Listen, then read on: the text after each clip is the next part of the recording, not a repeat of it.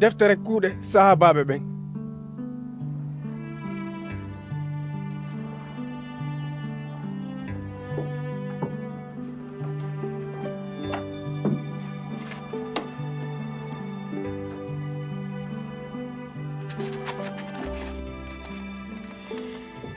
ko an yo tawa fiilu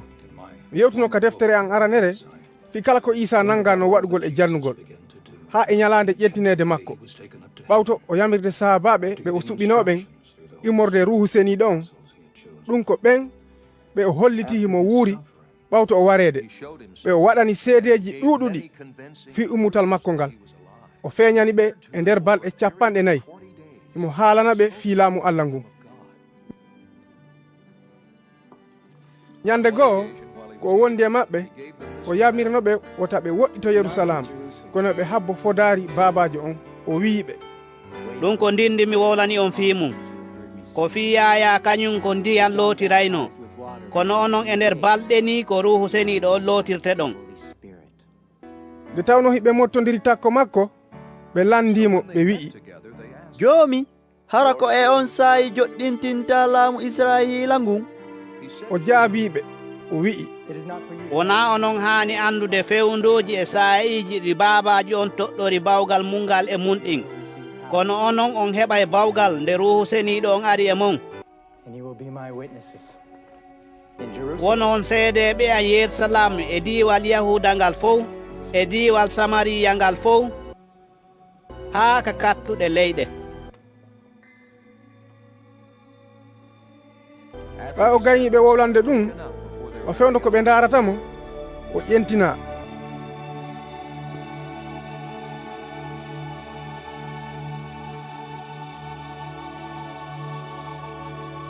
on saayi duulere wirnimo e gite maɓɓe ko ɓe tiggiti ka kammu fewndo ko o ƴentata worɓe ɗiɗo ɓorniɓe daneji feeñani ɓe wiiɓe ko onon yoɓe jalilu ko honɗum dari ɗon hiɗon ndaara ngu kammu Isa o ƴentinaɗo ka kammu e hakkunde mo artiroyay wano yiiru ɗon o ƴentinirama ka kammu ni. on saayi ɓe yiltiti Yerusalem ɓe iwi e ngon fello wi'etengo fello zaytuni woɗɗitorgo Yerusalemu yedu sagara yaadu happandu e ñalande fowtetende nde ɓay woni ɓe hewtiti ɓe naatiroy ka suudu dow dowru ndu ɓe woni weerude e mundu tawi ɓen ko Petrusu e Yuhanna e Yaquba e Andarawu kañum e Filipu e Toma e Bartolomawu e Matta e Yaquba mo Alfa e Sim'unu tawdaɗo e fedde zelotiɓe ɓen e Yahuda mo Yaquba ɓe fof e nder nanodiral maɓɓe ɓe duumi e toragol Allah toroda e rewɓe ɓen wondude e Mariyama yumma Isa e nene gotoɓe makko ɓen kanko Isa. e ɗen balɗe ɗon Petrusu immi o dari hakkunde musidɓe ɓen tawi ɓe moɓinoɓe ɗon ko walɓe 120 o wi'i ɓen musidɓe be ko windano kon waɗa ɗulle koko ruhu seniɗo on longinno Dawuda kon o hiiti fi o wiyeteɗo Yudasi ardinoɗo ɓe nangunoɓe Isa on no tawdano e men awa kadi himo marno geɓal e ɗe golle men. Yudasi hendori ngesa mba joddi janfa mum kan ko ɗon fi makko lanniri hippagol fecco e hakkunde nder reedu makko ndum fof lanciti hakke ko jeeyaɓe Yerusalami ɓen fof anduno fi ɗum ɓe inni mba ngesa e haala maɓɓe hakkel dama ko woni firo ɗum ko ngesa ƴiiƴam e hinle no windi ka deftere Zabura yo galle on ɗen caabu hara hay gooto hoɗata ɗon no windi kadi yo goɗɗo lontomo ka ardagol. kanko Petrusu o wi'i kadi ko ɗum waɗi be goɗɗo e ɓe wondunoɓe e men fewndo ko jindideten e Isa joomi on gila ko Yaya lootunomo haa ñande o ƴentina hakkunde men heɓo ko wonda e men seedi to fi ummutal makko ngal. on saawi ɓe ɓanni yimɓe ɗiɗo goɗɗo no wiye Yusufu ɗum ko Barsaba jammaɗo Yustusa o yahu no wiye Matiyasa on saayi ɓe tori ɓe wi'i ya an joomiraɗo anduɗo ɓerɗe yimɓe fof ɓanginan men ko hombo e ɓe ɗiɗo suɓiɗa fii ko lonto Yudasi e golle e saha bankaaku mum ɗay kanko yudasi o sortike o yahi ka o muuyanaɗon. ɓe waɗi urɓa hakkunde ɓen ɗiɗo. urɓan hawri e matiyasa on tawtina sahabaɓe ɓen 11.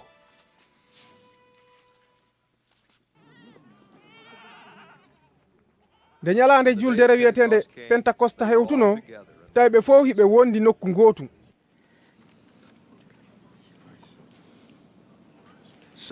tun nde wotere awawa hendu tiiɗundu iwri ka kammu ari hebbini suudu ka ɓe woni ɗon.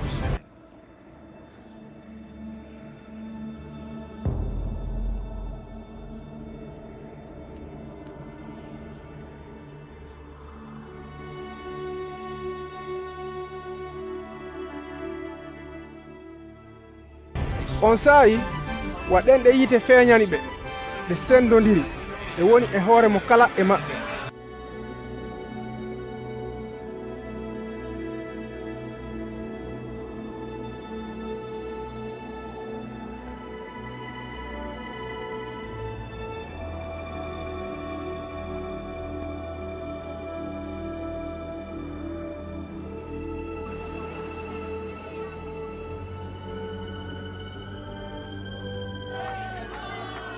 ɓe fof ɓe heewi ruhu seniiɗo on ɓe nangani wowlugol e haalaji goo mo be e ko ruhu on longini ɗum. tawi wande ñande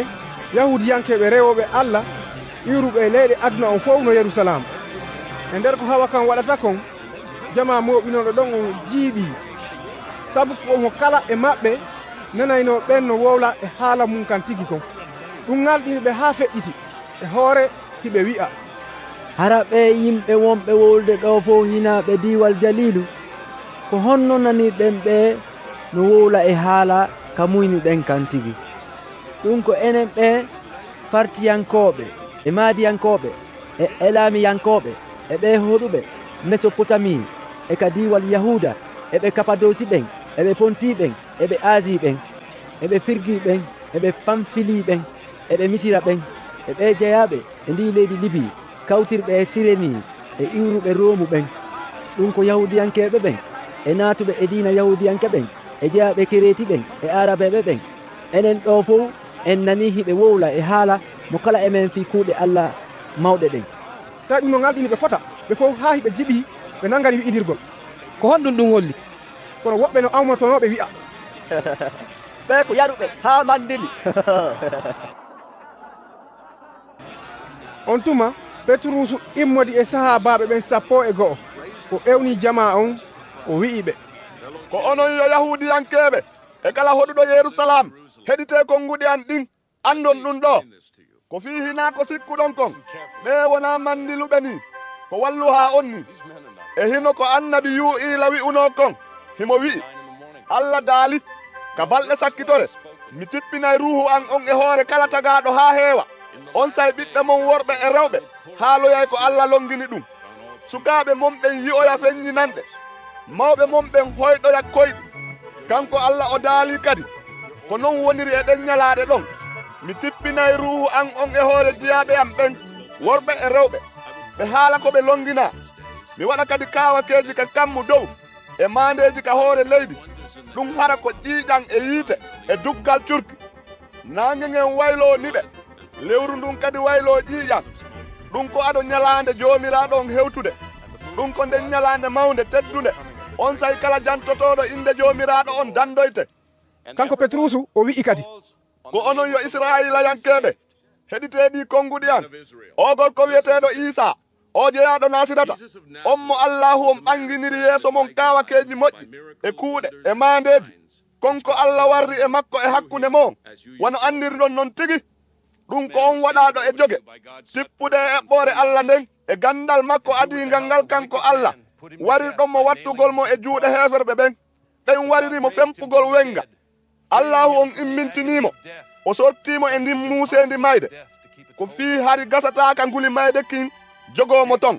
ko fii hari dawuda wiiri ni fii makko wo mi yiyay jomiraɗo on saayi wo yeeso an ko fii hari mo kasengo ñaamo an fii wotami diwnu ko ɗum waɗi si ɓernde anden no heewi weltare ɗengal angal no e nder welo welo hay ɓandu andum fawtoto e nder tanƴinaare ko fii a accoyta wonki ankin ka wonunde mayɓe awa kadi a daɓata seniiɗo ma on laato ñolɗo andi ni lam laawi gurdan ɗin a hebbinay lam weltaare yeeso ma. kanko Petrusu o wi'i kadi musidɓe newnanelam mi yewta on no laaɓiri fii Daawuda o baabiraawo meɗen on maynoɗo surra mo tawata yenande mum no wooɗa haa jooni hakkunde men nde tawno ko annabajo himo andi kadi wonde Allahu on wondanimo wondore wonde o joɗɗinay goɗɗo e durriya makko on ka dullere laamu makko o hiitino fii immintinegol almasihu on mo accoytaake ka wonunde mayɓe ɓen ɗum ko on mo ɓanndu mum laatoytaako ñolayndu Isa on noon Allahu on immintinimo min fof komin seede ɗum Allah ɓantirimo ka sengo mum ñaamo o hendike e juuɗe baabajo on ko foɗano kon ɗum ko ruuhu seniiɗo on kanko kadi o tippini ɗum wona wonɗon yiirude ni eno wonɗon nanirde ni fii kala Daawuda yahaali ka kammu kono kanko tigi o wi'i joomiraaɗo on daalani joomi an on jooɗo ka sengo an ñaamo haa mi waɗa ayɓe ma ɓen ka ley teppe ma awa yo bolondaaji Israila ɗin fof andu e nder pellital wonde Allahu on waɗi Isa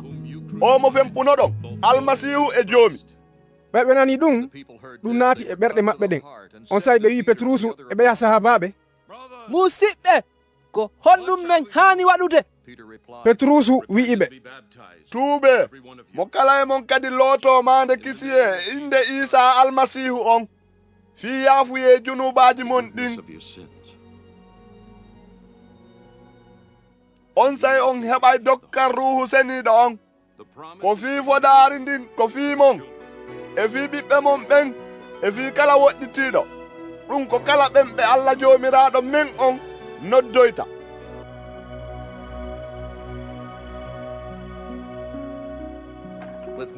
awa ko konnguɗo ɗuuɗuɗi goo kadi o seeditorani ɓe e himo waajotonoɓe kadi wi'a dande hoore mon e nguu jamanu ɓoyliingu ɓen jaɓuɓe konngol makko ngol lootamande kisiye nde ñande ko waguluuje tato yimɓe ɓeyditi e maɓɓe on saawi ɓe duumi e jandeeji ɓen sahabaɓe e mottodirgol fi jokkere enɗan e ñaamidugol e toragol Allah ngala o heɓimo kala e maɓɓe tawi sahabaɓe ɓen no waɗayno kawakeji moƴƴi e mandeji heewɗi on saa'i gomɗinnoɓe ɓen fof wontidi ɓe hawti piiji ɗin fof ɓe yeeyi keyeji maɓɓe ɗin e ko wonani ɓe kon ɓe senditi ɗum hakkunde maɓɓe mo kala e ko haton jini kon tawi ñande o e nder wakkilare maɓɓe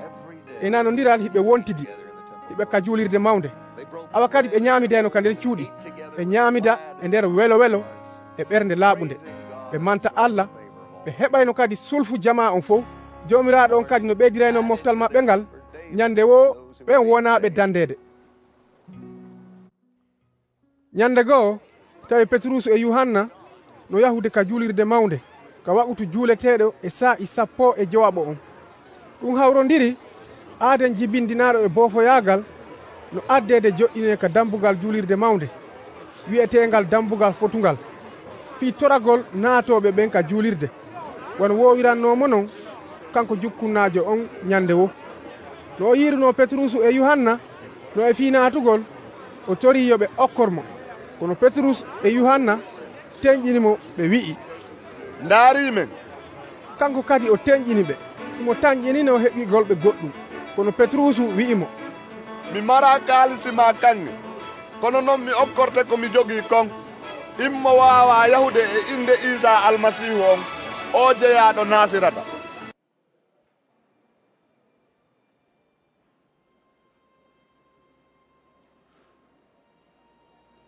on saa'i kanko Petrusu o jogorimo jungo makko ñaamo ngo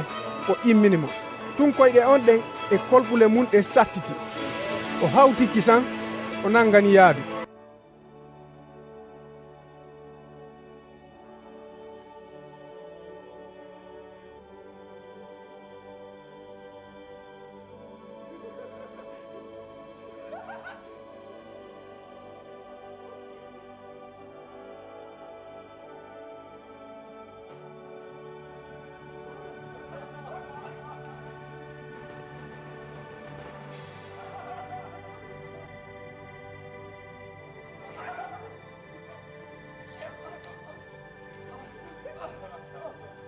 o naatidi e maɓɓe ka julirde mawde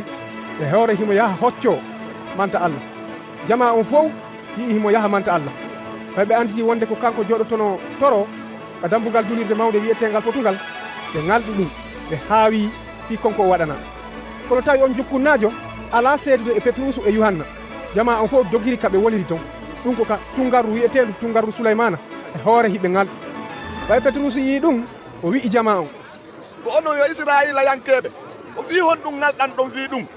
e ko fi hon ɗum daaritton men ni wasi ko doole amen ma dewal amen min imminiri o neɗɗo o waawi yahude.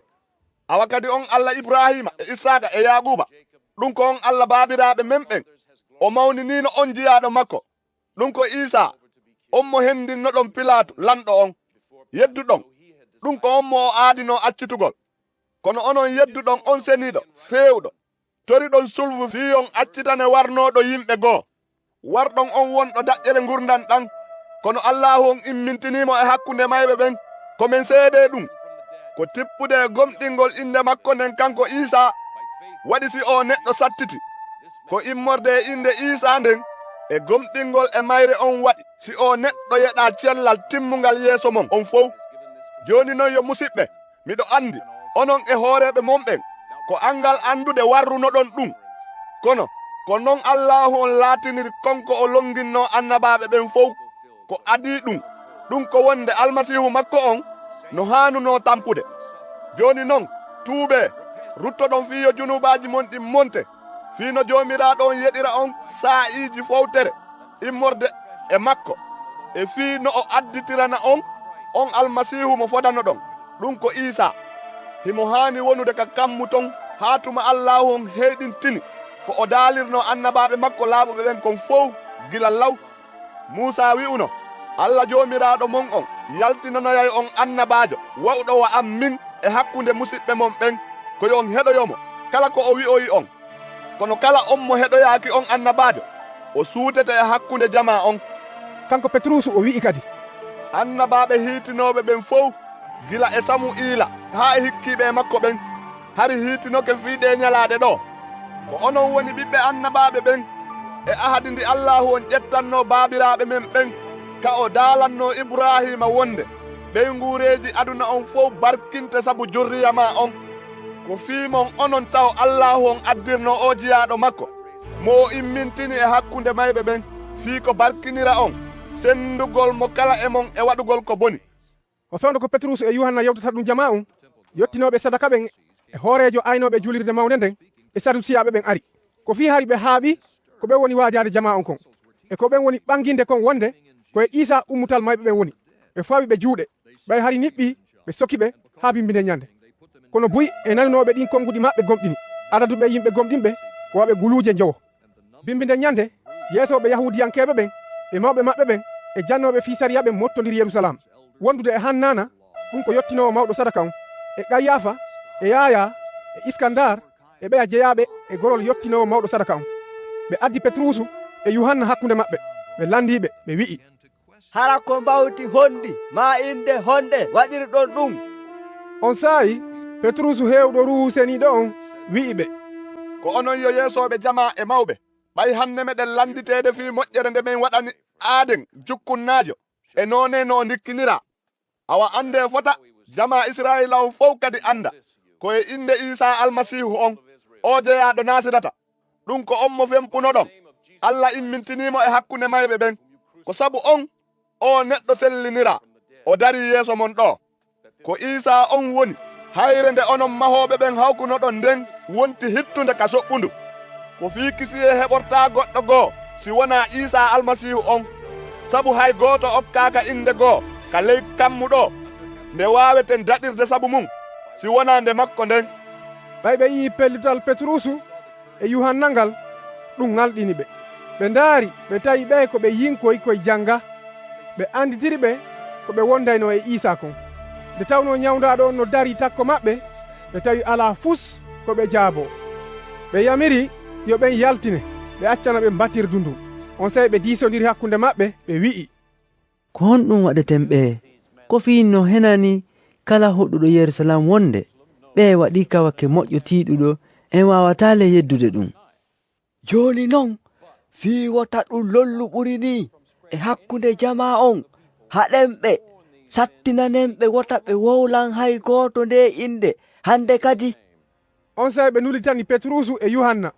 ɓe tongani ɓe few waajagol ma janna e inde Isa. Kono Petrusu e Yuhanna jaabiɓe wi'i, hara no feewi yeeso Allah kamen ɗofto on min acca Allah. ñawane hoore mon ɗum ɗon ko fii min wawata ronkude wowlude ko min yi'irno gite amen ɗen kon e ko min nanirno noppi amen ɗin kon.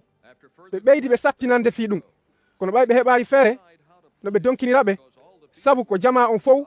wonno mawninde Allah fii konko waɗi ɗon ɓe acciti ɓe. Tawi on neɗɗo sellinaɗo mo kawake moƴƴo on waɗa e hoore mum ɓurni duuɓi 40. ɓay Petrus e Yuhanna accitama, ɓe yaari ka ɗimmoɓe maɓɓe ɓen, ɓe fillitani ɓen kala ko hooreɓe yettinoɓe sadaka ɓen e mawɓe ɓen wiɓe kon. ɓay ɓen nani ko ɓe wi kon, ɓe hawtiti ɓe ewni Allah ɓe wi'i, ko an yo jomiraɗo taguɗo leydi e kammu e baharu e kala ko woni e mum, ko an daalirno ruhu seeniɗo on longinɗa o jiyaɗo ma, ɗum ko Dawda o babirawo amen ɗum ɗo. Ko fi hon ɗum leƴƴi ɗin monondiranta e ko honɗum jamaji ɗin jogani ɗi miijoji mehi. Lamɓe aduna on no dartodi, hikkonirɓe e maɓɓe ɓen no wontidi, darti jomiraɗon e almasihu makko on. Awa ya an Allah ka haqiqa e nder nde saare ɗo o wiyeteɗo Herodu e o wiyeteɗo Pilatu Ponti ɓe wontiduno e ɓe wona yahudiyankeɓe ɓen. Wondude e Israila yankeɓe ɓen ɓe darti o kurkantoɗo ma seeniɗo, ɗum ko Isa on mo suɓiɗa. ɓe waɗiri ɗum faale ma on e bawgal magal fi timmingol kodduruye ma on. Joni noon ya an jomiraɗo wattan yilifiɓe jokkuɓe men, newnana kadi jiyaɓe ma ɓen feññinirgol daaluyeji ma ɗin pellital timmugal. Fontu sokeyo ma ngon fi non ñawdule e mandeji e kawakeji moƴƴi waɗira e inde kurkantoɗo ma seeniɗo on, ɗum ko Isa. ɓay ɓe gaynitorade nokkure nde ɓe wonno e mum nden dimbi, ɓe fof ɓe heewi ruhu seeniɗo on ɓe woni e feññinirgol daaluye Allah on pellital. Gomɗinɓe ɓen fof wonti ɓernde wotere e miijo woto, tawa hay goto e maɓɓe wi'ata ko jeyi kon ko halal mum, tawi ko ɓe kafu e fof. Tawi sahabaɓe ɓen ɗum seeditoro bawgal tiiɗungal fi ummutal Isa joomi on, moƴƴere tiiɗunde kadi woni e hoore maɓɓe ɓe fof. Tawi baaso ala hakkunde maɓɓe, o fi kala marnoɗo ngesa ma suudu yeeyitayno ɗum adda coggu ko yeeyi kon watta e juuɗe sahabaɓe ɓen, ɗum sendite mo kala hendo ko handi kon. Yusufu kadi ɗum ko on mo sahabaɓe ɓen jarmi Barnabasi o woni firo ɗum ko wakkilinowo, on ko lewiyankejo mo Sipuru. O yeeyi ngesa himo marno, o addi mbuuɗi ɗin o watti e juuɗe sahabaɓe ɓen. On saayi gorko goo kadi wi'eteɗo Hananiya e ɓeygu mum Safirata yeeyi ngesa hiɓe marno. E nder haldigal makko e ɓeygu makko o mari feccere coggu ko yeeya kon. O ƴetti ndeya feccere o watti e juuɗe sahabaɓe ɓen. On saayi Petrusu wi'imo, Hananiya, ko honno Iblisa naatiri ka ɓernde ma haa ka fenana ruhu seniɗo on mara feccere coggu ngesa mba. Ado a yeeyude mba, wona an jeynomba, e ɓay a yeeyimba, wona an jeyno coggu mabba on. Ko fii honɗum non waɗanɗa ka ɓernde ma sifa ngal kuugal. Awa hina yimɓe ɓen fenanɗa, kono ko Allah. Nde Hananiya nanirno ɗin konguɗi, o yani, o maayi. Tun kulol janol heɓi ɓen heɗinoɓe ɗon fof. On saayi sukaɓe ɓen immi waɗi kasange e makko, ɓe naɓimo ɓe surroyi. ɓawto ɗum ɓaywa saa'iji tati feƴƴi, ɓeygu makko ari e hoore o andali konko waɗi. On saayi Petrusu wimo kanko debbo on, yeeto lan si tawi ko ngu cogguɗo yeeyiɗon ngesa mba. debbo on jaabimo wi'i, eyyo ko ngu cogguɗo. Petrusu wi'imo fahin, ko fii honɗum haldanɗon darndagol ruhu joomiraɗon, awa e hino surroyɓe moodi maɓen ka dambugal ɗa ɓe naɓete an kadi.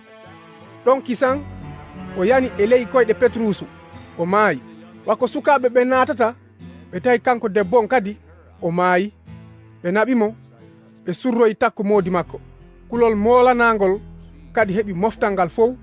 e kala nanunoɓe fii ɗum. Tawi sahabaɓe ɓen no waɗude mandeji e kawakeji moƴƴi ɗuuɗuɗi hakkunde jama on, hari kamɓe gomɗinɓe ɓen fof hiɓe mottodiri e nder nanodiral maɓɓe ka tungarru Suleymana tawi jama on no mantude ɓe fota kono hay goto e maɓɓe suusatano ɓe ɓaɗade tawi ñande wo wonɓe gomɗinde joomi on no ɓeydade fota hara ko worɓe e rewɓe awa kadi nawnuɓe no addeteno ka sera ballange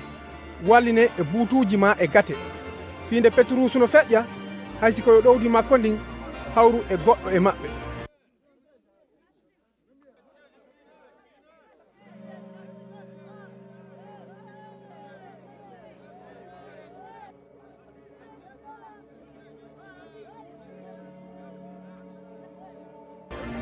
lappi yimɓe no wuggotono iwa e ɗeya cae heeduɗe Yerusalama ɓe addora nawnuɓe ɓen eɓe jinna tampini ɓen fof sellina on saa'i yottinowo mawɗo sadaka on e kala wondunoɓe e makko ɗum ko nde fedde ɓe sadusiyaɓe ɓe hawtodi e nawliigu timmungu ɓe fawi sahabaɓe ɓen juuɗe ɓe sokiɓe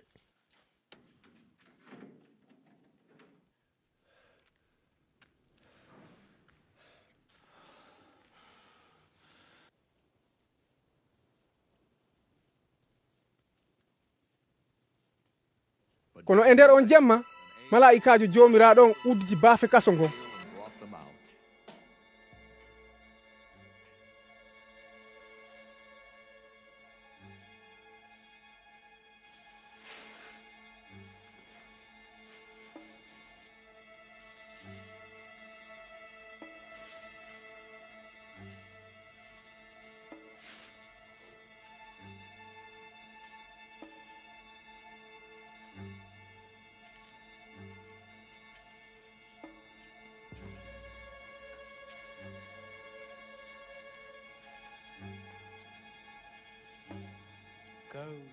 o yaltini ɓe o wi'i ɓe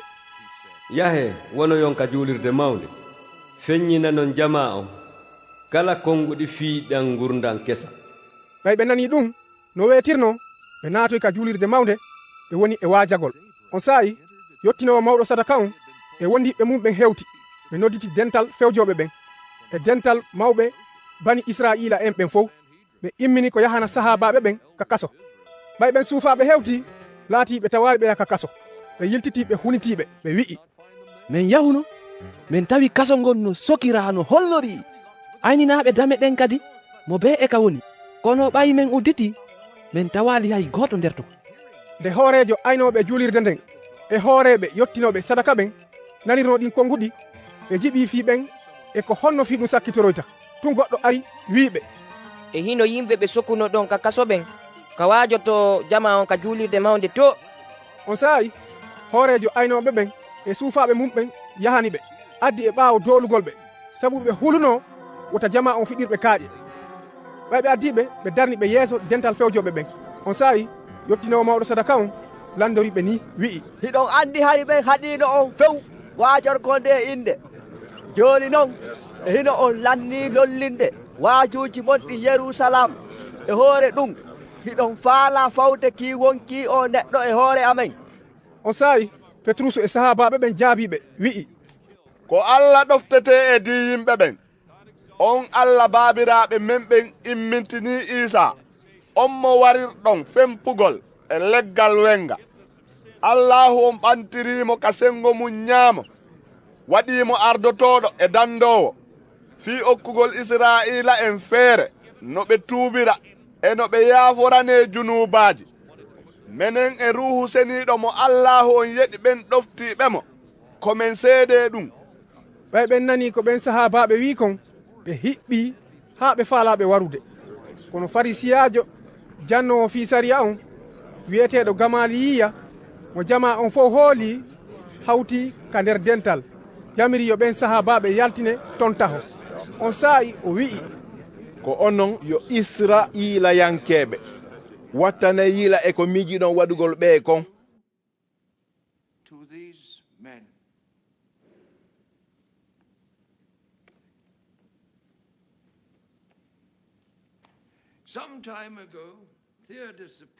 ko fi hiɗon andi neɓali ko Teyodaasu waɗitiɗo ko tedduɗo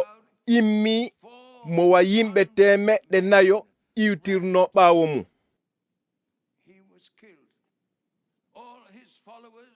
kanko teyodaasu o wara ɗoftinoɓe mo ɓen fof lanca e hoore ɗum hay hunde nantaka ɓay feƴƴi e on wiyeteɗo yudasi jeeyaɗo jalilu immi ka fewndo windito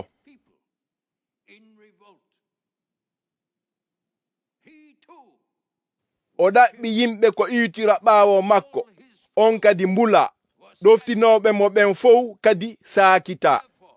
joni min mi wiyay on terteɓe yimɓe accitonɓe ɓe yaha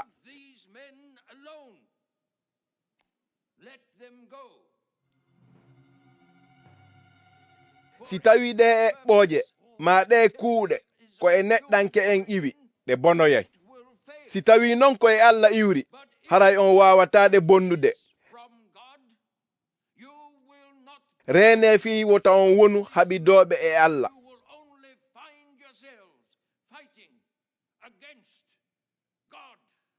ɓe fof ɓe iwtiri e ɓaawo ko o wi'i kon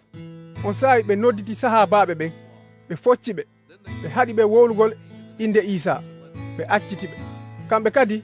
ɓe yalti ka hakkunde dental e hoore hiɓe welti ko tawi kon hiɓe foddi e aybinede fi inde Isa nden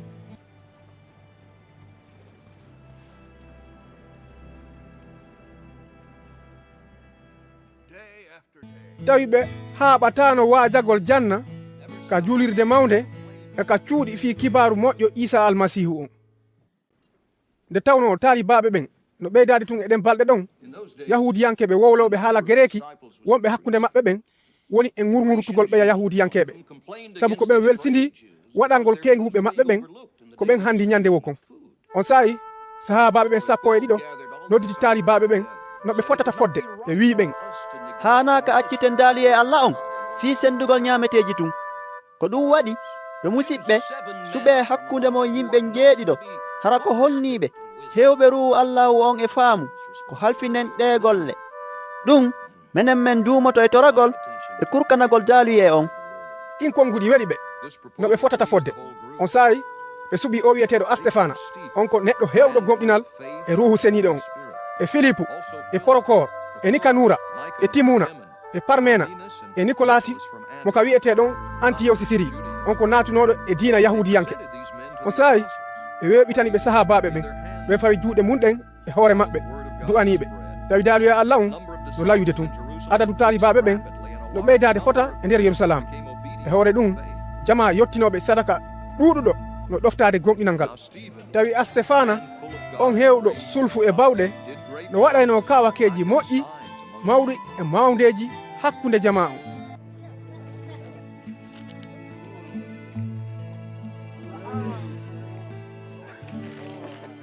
on saayi woɓɓe ɓe Sireni eɓe Alexandiri e ɓeɓe Silisi eɓe Asi wonnoɓe ka juulirde wiyetede juulirde rinɗinaɓe e woni e yeddodirgol e Astefana kono tawi ɓe ala kutu dartagol faamu makko ngu e konguɗi ɗi ruhu Allahu on longinaynomo ɗi on saayi ɓe yeeni woɓɓe yo wi'u min nanirimo konguɗi hoynuɗi Musa e Allah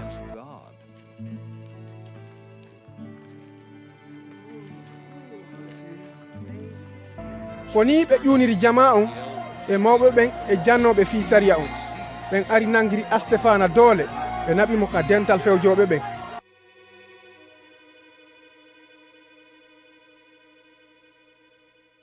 tawi hiɓe eɓɓi woɓɓe ko seedito fenade ɓen wi'i o neɗɗo no jokki aybingol nokkure horborne nden e sariya on ko fii men nani himo wiya wonde Isa o jeeyaɗo Nasirata lancay nde nokkure o wayla kadi naamuji ɗi Musa waɗani en ɗi on saayi ɓe won ka dental ɗon daarimo kanko Astefana tawi yeeso makko ngon wa'itiwa yeeso mala'ikajo on saayi yottinowo mawɗo sadaka on landimo wi'i hara ɗum ko ɗon woniri Astefana jaabi wi'i ko onon yo musidɓe an e baabiraɓe an heɗite Allah joom mangural on feeñanno Ibrahima bemben feeno ko o wonno Mesopotami ɗum ko ado o hoɗoyde Harana o daalannomo o wi'i yaltu ka leydi ma e ka bolondama yaha haa e leydi ndimi holloyte kanko Astefana o wi'i kadi on saayi o yalti e ndin leydi ɓen kaldiyankeɓe o hoɗoy harana ɓay ben makko fatike allah on addimo kanko ibrahima ha e ndi leydi ndi won ɗon e mum joni e hoore ɗum o yeɗalimo dondi wo e ndi leydi hay noon yeruka o tippa koyengal kono o fodimo okkugol mo ndi wona halal makko kanko e juriya makko aroyowo ɓaawo makko on wa fewno ko allah daalanimo ɗum hari o mara ɓiɗɗo allahu on daalanimo kadi wondema juriya makko on aroyay nde daakoyi e leydi jananiri wonɓe e ndin leydi kurkoyaɓe tampina e nder duuɓi 400 kono o daalanimo kadi o wi'i komin ñaawata on jama kurkoyɗoɓe ɓaawto ɗum ɓe yaltoya toon ɓe rewoyammi e nde nokkure ɗo e hoore ɗum allah on ƴettodi e makko ahdi ndi mande mum woni sunninegol ko e nder ɗum ibrahima dañi isaka o sunninimo ka ñalande 8 isaka waɗiri noon yaguba kadi waɗiri noon e mamiraɓe men ɓen ɗum ko ɓiɓɓe makko ɓen 12 ɓen mamiraɓe men nawli yusufu ɓe yeeyimo fi naɓegol misira kono tawi allah no wondi e makko o sortimo e nder ɗin tampereji makko fof allah okkimo sulfu e faamu yeeso fir'auna on lanɗo misira waɗimo ardotoɗo leydi misira ndin e ka galle makko kanko lanɗo on ɓawto ɗum heege waɗi e nder leydi misira ndin fof ha hewtoyi kanana tampere nden tiiɗi tawi ɓen mamiraɓe men ala heɓude ko ñaama yaguba nani wonde ñaamete no woodi misira ka laawol aranol o immini fayɓe makko ɓen ɗum ko mamiraɓe men ɓen ka laawol ɗimmol yusufu andintini ben gotoɓe mum ɓen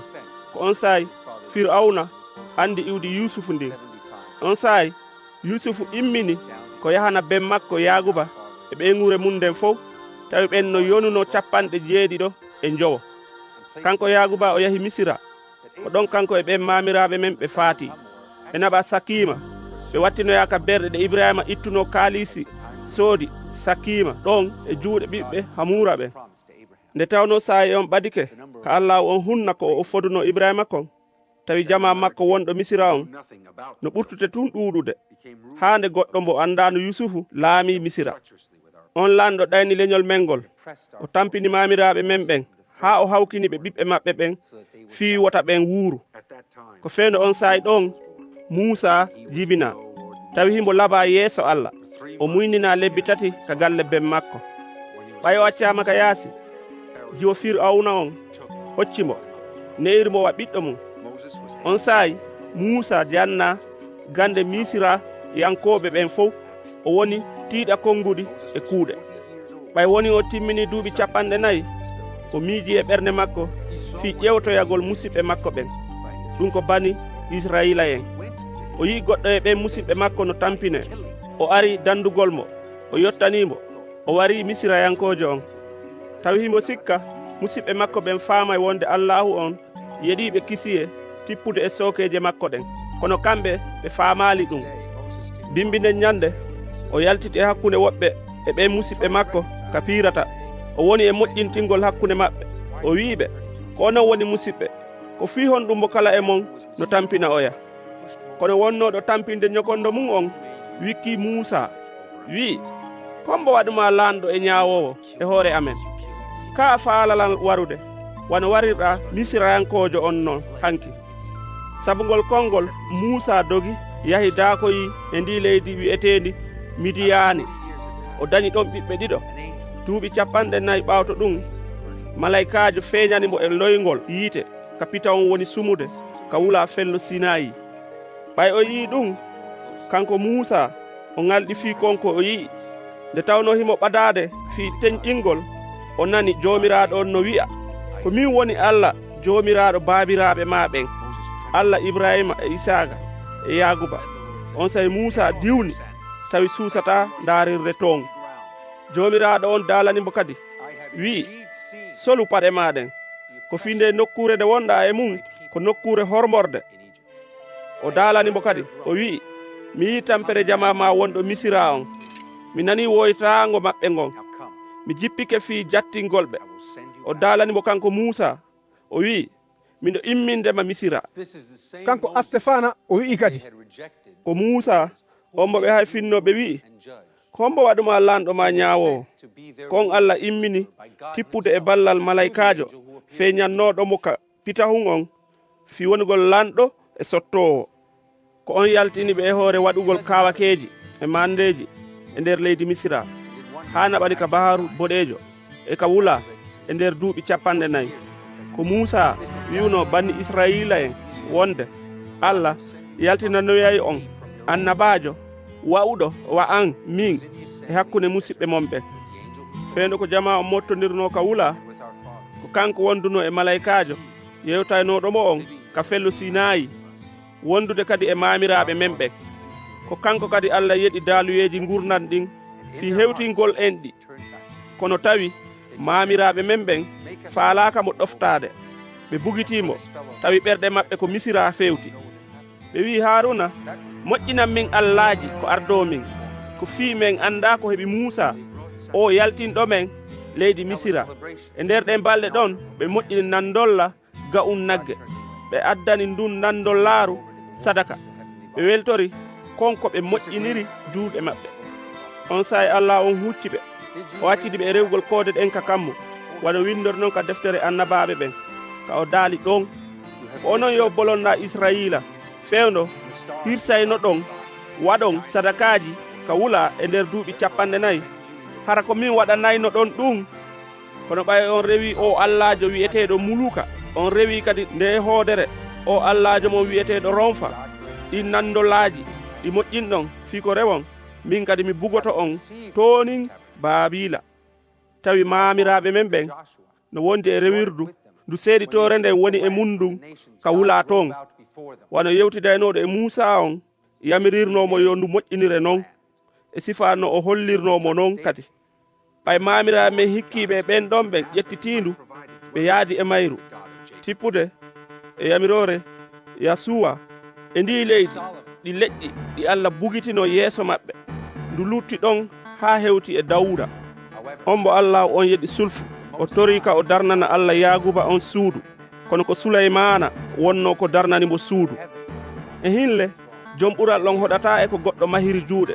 wano annabajo on holliri noon wonde Allah daali ko kammu ngun woni jullere laamu anden leydi ni wonanimmi kami tippa jomiraɗo on daaluno ko suudu hondu darnantommi ma ko nokkure honde wonantammi fotorde e hara hina bawgal am mi warri ɗum fof kono yo yimɓe yoora hooreɓe ɓe ɓerɗe mum e ɓe noppi mum uddi onon noon ko on dartotoɓe soonowo ruhu seeniɗo on wano baabiraɓe mom ɓen dartorayno noon e hara ko hombo e annabaɓen wonno mbo baabiraɓe mom ɓen ɓittinano hay ɓe warno ɓen adinoɓe hiitade fi arugol fewuɗo on on mbo jamfiɗon warɗon ɗum ko onon ɓe huutorali sariya mo malaikaɓe ɓen hewtinno on ɓay ɓen nani ɗum ɓerɗe maɓɓe ɗen soki ɓe ŋatidiri ñiiƴe maɓɓe ɗen mone makko kanko Astefana kono kanko Astefana o ɓurti hewde ruhu seniɗo on o tiggiti ka kammu o yii annora Allah on o yii kadi Isa no dari ka sengo ñaamo Allah kanko Astefana o wi'i yii kammu ngun no uditi e hino ɓi aaden on no dari ka sengo ñaamo Allah on saawi ɓe fof ɓe uddi noppi ɓe sonki e makko ɓe wubbanimo ɓe raɗimo haa ka ɓaawo saare ɓe waririmo kaaƴe